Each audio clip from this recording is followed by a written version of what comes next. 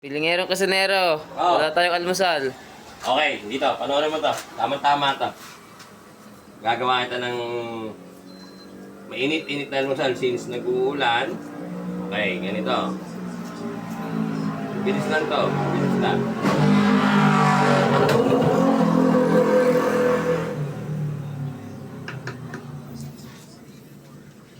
Hindi mo masarap yan ha. Siyempre naman.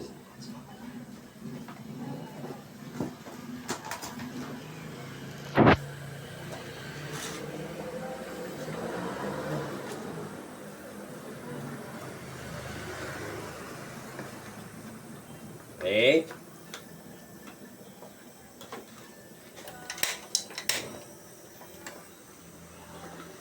Mahain ka ba nito? Sarap to. Diba, hindi ko alam yan. Atay ng baboy. Mukhang masarap nga. Galing kasi ako kanina sa palengke. Kita ko fresh na Sino? fresh yung atay. So, gawa Bumili ng natin ang pagkakatay. paraan. Wala tayong uling dito. So, tingnan natin. Pagkagawa kita ng masarap na pulutan. Focus mo para naman sina mga kapilingero natin ano mo yun. Since linggo ngayon, nasa sa bahay lang, walang trabaho. Pwede to, tabay.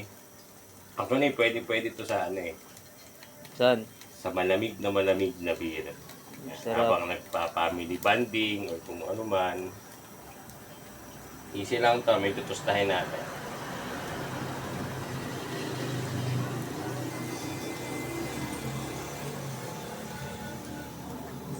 Tsura pala, mukhang masarap na. Oo, masarap. Alam mo ba, sa mga sa bukid, pag may mga kasalan, etong ganito, pinakain nila, kalamansi lang suka, sabay suso na. Yung iba naman, ihaw Kilaw. agad. Parang kilaw ganun. Oo. Matanda sa una mainit-init pa nga daw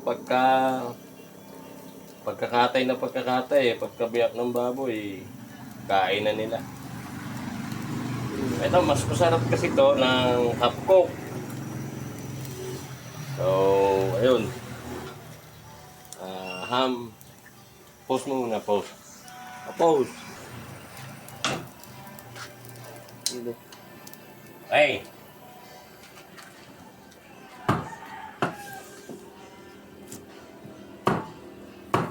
Ang bango. Hindi naman. Fresh na fresh. Ganda na pagkakatay oh. Alam mo ba yung aroma kasi nung ihaw ang importante dito.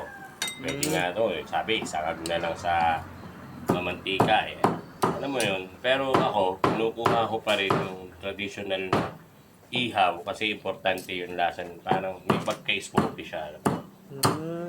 Yan. Yan. Yun oh. Ganda yan. Tapos, pagkiran dyan. Pause mo muna. Pause. Teka, may ka naman sipa ako. Pause mo ka naman sipa. Pause muna. Ayan, timpla na natin. Actually, nasa sa ilalim na nito yung ginahit natin na sibuyas and luya. Sibuyas and And luya. sili. And sili, siyempre.